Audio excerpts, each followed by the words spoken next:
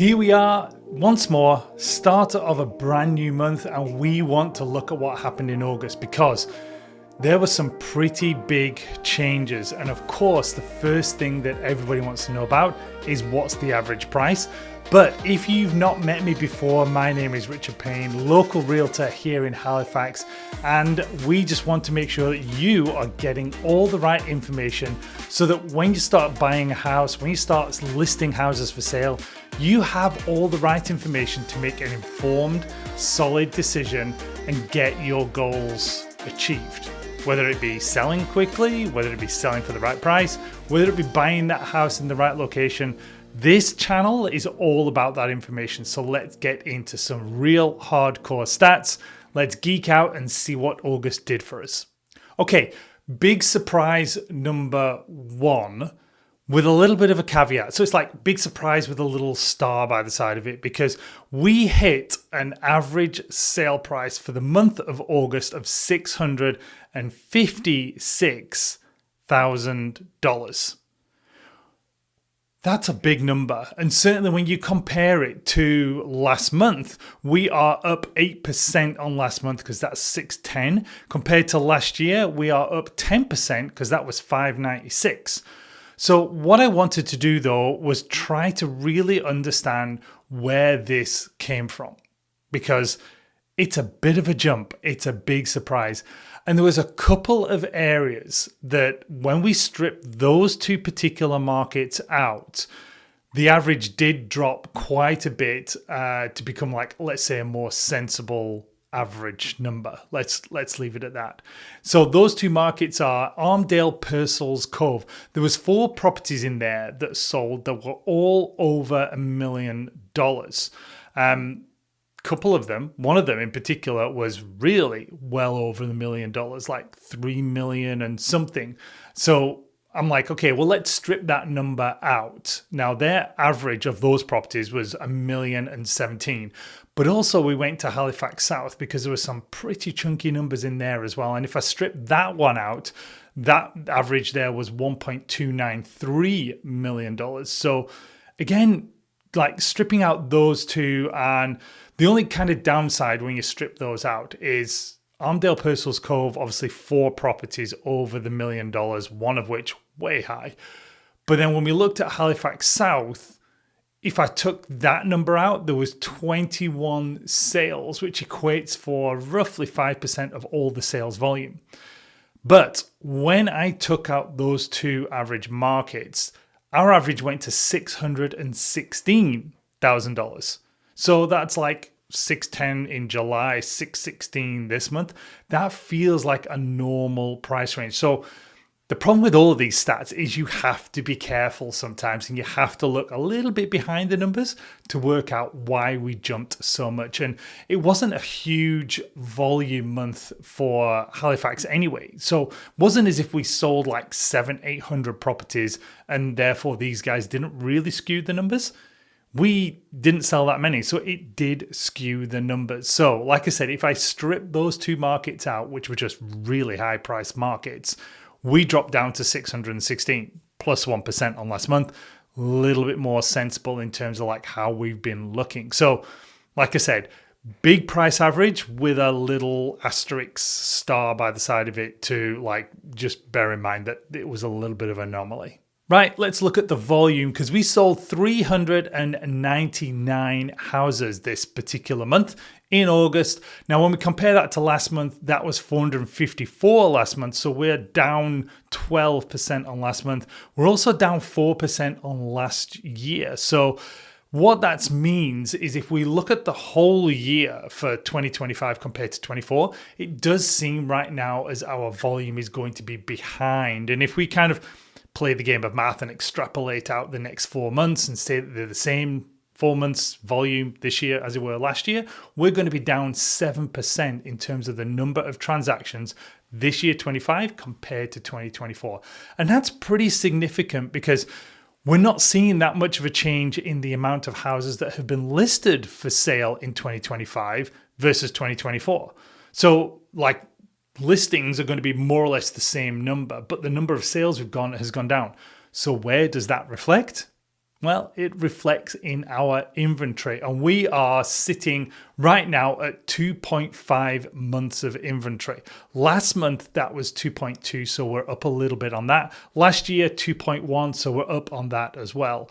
And that's really what's starting to become a little bit of the narrative is, yes, 2.5 months firmly still in a seller's market, but with the days on market increasing, with that inventory actually starting to increase, with the price reductions we're starting to see, and with the average sale to list price coming down a bit, those are all signs that this is really starting to feel like a buyer's market. And we are definitely approaching like September through to December, the next 4 months.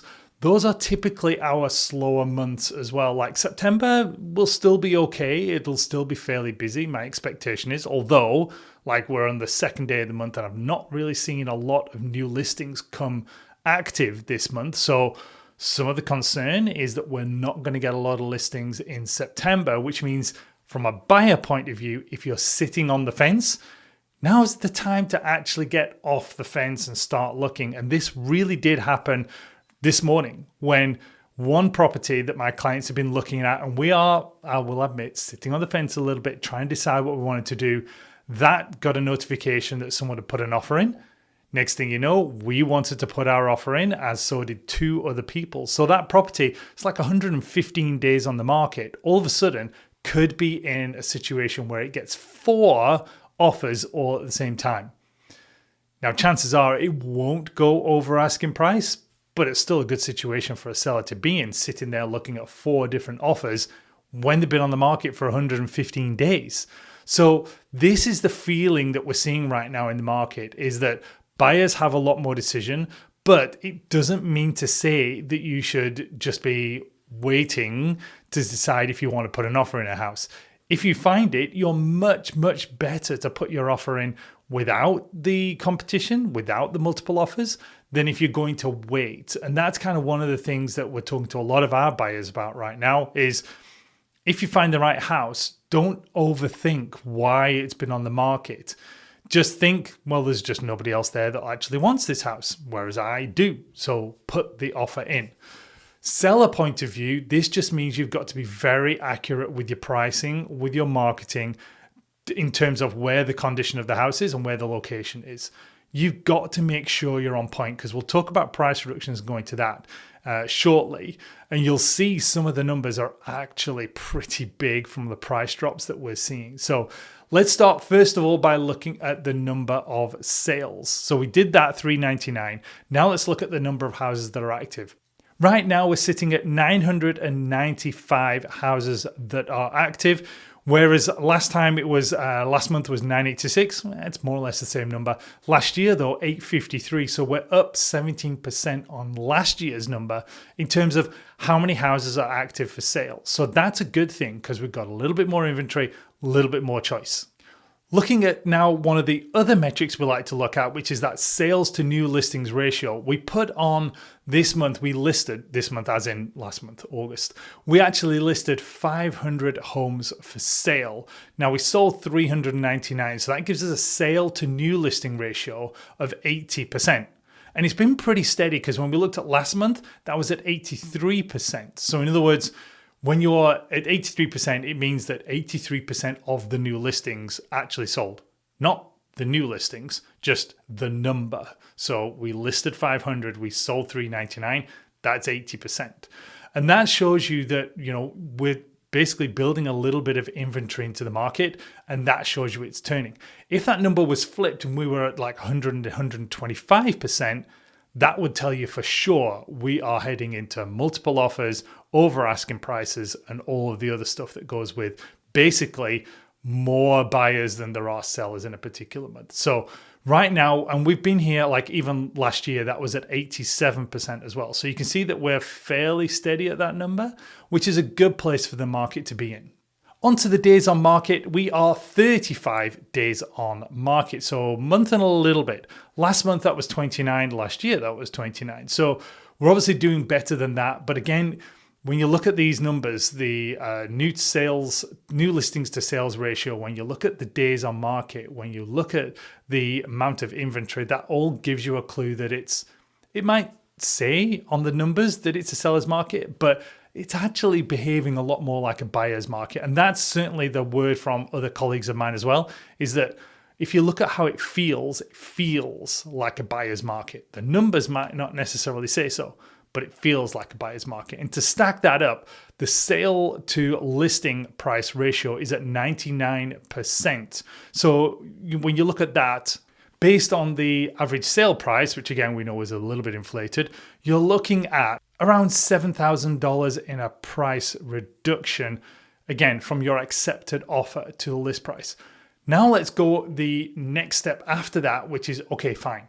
But what is the average amount of price drops that people are actually doing to then get to a listing price that somebody writes an offer? Now, one big caveat with this, another little star, let's say, is that not everybody out of all of the homes that sold, the 400 houses that sold, not everybody did a price drop. But when they did, it came to an average drop of $53,000. Admittedly, we'll look at some price ranges and I'll give you the price drops in those particular price ranges, because again, the higher you go in that listing price, the bigger some of those price drops became, giving you an overall average of 53. But there wasn't really any particular market where there were no price reductions. Everybody in every market saw some kind of a price reduction in those particular areas. Now let's talk a little bit about those price bands, because we want to look at the different price bands because they will give you an idea as to, number one, which price bracket is the busiest, and it's pretty obvious where it's going to be when you look at the average price point, nudge, nudge. But also what I wanted to show you is some of the price reductions that are happening in those price bands. So starting off 0 to 400K, 38 sales and a $36,000 price reduction. 4 to 500K, 83 home sales there and $35,000 price reduction. Jumping up 5 to 6, most active band of pricing here. So that's where like a lot of the buyers are actually shopping. 95 home sales and $43,000 price reduction. Going to the next one, 6 to 7, we're now starting to peter off a bit, but still a lot of activity here. 79 home sales, $27,000 price reduction. 7 to 800K, going lower again, only 36 home sales here, $55,000 price reduction. 8 to 9, 24 home sales and a $68K price reduction. 9 to a million, 18 home sales and an $82,000 price drop. And then this is an interesting one, $1 to $2 million, 24 home sales in there. So 2.5% of all of our sales were actually in the $1 to $2 million price range. $122,000 price drops. Some pretty big numbers going on in that bracket. And then there were 2 homes sold over the $2 million. Again, this is what affected that Armdale area because it was at like $3.5 million. And that house had to do a $245K price drop before somebody actually came and offer. So when you look at all of those together, that gives you a good idea as to how the market in general for all of the areas inside of Halifax is behaving.